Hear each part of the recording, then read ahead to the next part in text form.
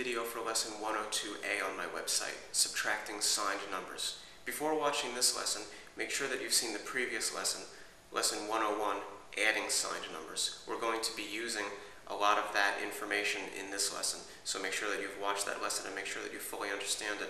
Otherwise, a lot of what I'm about to show you is not going to make any sense. So in this lesson, we're going to work on subtracting signed numbers now that we know how to add them. Subtracting signed numbers can be a lot trickier than adding signed numbers. One of the reasons why is because there are many different ways of teaching this topic, and there are many different ways of thinking about subtracting signed numbers. Now, none of those ways are wrong, it's just that some of them can get very tricky to understand and very tricky to remember. What I'm going to show you in this lesson is a simple three-step procedure that will always work. The general idea is whenever we need to subtract signed numbers, we're going to do something special which turns the problem into an addition problem. Once it's an addition problem, we can do exactly what we learned in lesson 101, where we learned how to add signed numbers. Okay, so we're going to take subtraction problems, turn them into addition problems, and I'm going to show you how to do that. For this first example, I'd like to do 3 minus 5.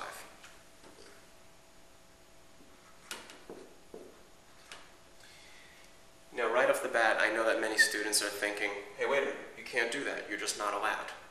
Now, that's not true. All that's happening is that we're subtracting a larger number from a smaller one. And if you had to guess, I bet you could figure out that our answer is going to be negative, because we're subtracting more than what we started in the first place. Now, one way to think about a problem like this is we can think that on a number line, we're going to start at 3. We're going to start at positive 3. Subtract means move to the left, and this tells us how far to move to the left. So start at 3, move 5 to the left, we'll end up at negative 2. Now that method certainly does work, but it becomes impractical when we deal with larger numbers. It can just be very hard just to count. Also, what happens if we have to subtract a negative number? That gets very tricky because how do you move to the left a negative number of times? So it just starts to get tricky. What I'm going to do is show you a method that will always work. It may seem a little cumbersome, but it will always get you the correct answer. Here's what you should do. The first step is to leave the first number alone. So I'm just going to recopy my 3.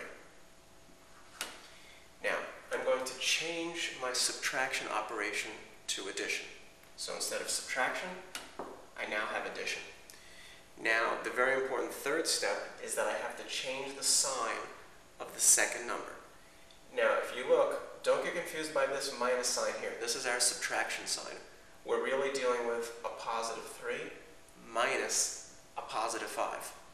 Make sure you see that. It can be a little tricky. This is our minus sign. It's not a negative sign, it's our subtraction operation. So we are subtracting positive 5. Therefore, I have to change the sign of that number. According to our procedure, I have to change the sign of this number, so I'm going to make it negative 5 instead of positive 5. So let's just review the steps that I did. I left the first number alone, I changed my subtraction operation to addition, and I changed the sign of the second number. Now, if it helps, you can put parentheses around all your numbers just to make it very clear what's a number and what's your operation. So if I do this, I can very easily see that I'm dealing with positive 3 minus positive 5, and here I left my first number alone. I changed my subtraction operation to addition, and I've changed the sign of the second number from positive 5 to negative 5. The parentheses are optional, but there's no harm in putting them in there just so that you can clearly see what's going on. Okay, now we've converted this into an addition problem, and we learned how to do this in the previous lesson, in lesson 101. I have $3, but I owe $5. That means I owe more than I have, and the answer is negative 2. So once we turn it into an addition problem, we follow the rules for addition. Now, it's important to understand that everything that you learned in lesson 101, adding signed numbers, does not apply when we first have a subtraction problem. That thought process of I have more than I owe, that does not work when the problem is first a subtraction problem. We have to convert it to an addition problem like I showed you, and only then can we start thinking in terms of I have more than I owe. Okay, make sure that you feel comfortable with that. Okay, let's take a look at another example. For this example, I'd like to do negative 3 minus 4.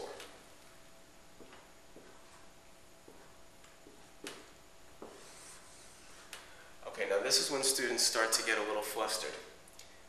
You just have to stay cool about it. There's no other way to say it. The first number that we're dealing with is -3. It just happens to be a negative number. If it helps, I can put it in parentheses just to make it clear. This minus sign is our subtraction operation. We always need some operation in these problems, so in this case, it's a subtraction problem. So that's our subtraction sign. This here is a +4. I'll put it in parentheses just to isolate it, just to make it easy to see. Okay. Again, we cannot immediately start doing this business of I have and I owe. We can only do that when the problem is addition. So I'm going to convert it to an addition problem. The procedure is I leave the first number alone. I'm going to change my subtraction operation to addition. And I'm going to change the sign of the second number. Here the second number is +4, so I'm going to make it -4. And again, the parentheses are optional. Now we go back to what we learned in the last lesson. I owe 3 and I owe 4, so I owe a total of 7.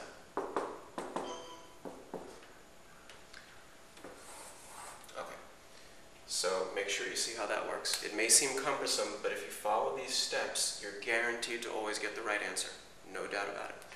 Okay, let's take a look at one final example. Well, actually, we'll have 2 more examples. For this example, I want to do 8 minus -1.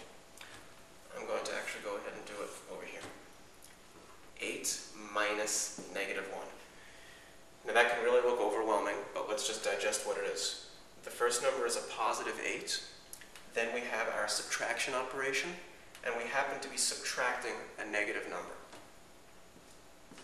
Okay, so according to our procedure, leave the first number alone, change the subtraction to addition, change the sign of the second number. The second number started out as negative, so I'm going to change it to +1. And now we simply just have 8 plus 1 equals 9.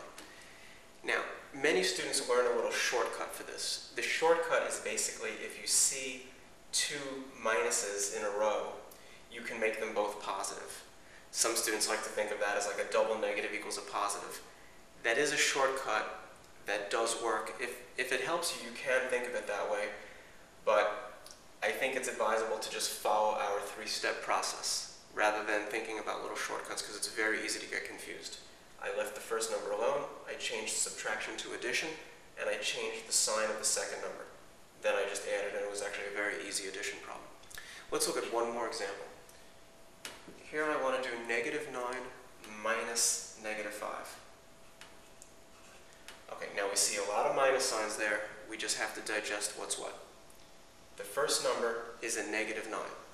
I'll put it in parentheses just to make it easy to see. This minus sign here is actually our subtraction operation. So that tells us that it's a subtraction problem. And this number, the second number, is -5. I'll put it in parentheses just to make it easier to see. Okay, again, our procedure, leave the first number alone, change the subtraction to addition, and change the sign of the second number. Since it was negative, I'll change it to positive. Now we can do what we learned in the last lesson. Since it's now an addition problem, I owe $9, but I have $5. Well, I owe more than I have, so that tells us right off the bat that the answer will be negative. And to figure out the difference between how much I owe and how much I have, I'll just do 9 minus 5 to get 4. So that tells us that after I pay you back the $5 that I have, I'll still owe you $4. Okay, that's all there is to subtracting signed numbers. Make sure you can do these problems very easily. Make up your own problems for practice. If you have difficulty with this, you're really going to have trouble when you get to algebra. So you want to make sure that you can do this absolutely blindfolded and in your sleep. Otherwise, you're going to run into difficulty. We'll work with this much more in upcoming lessons.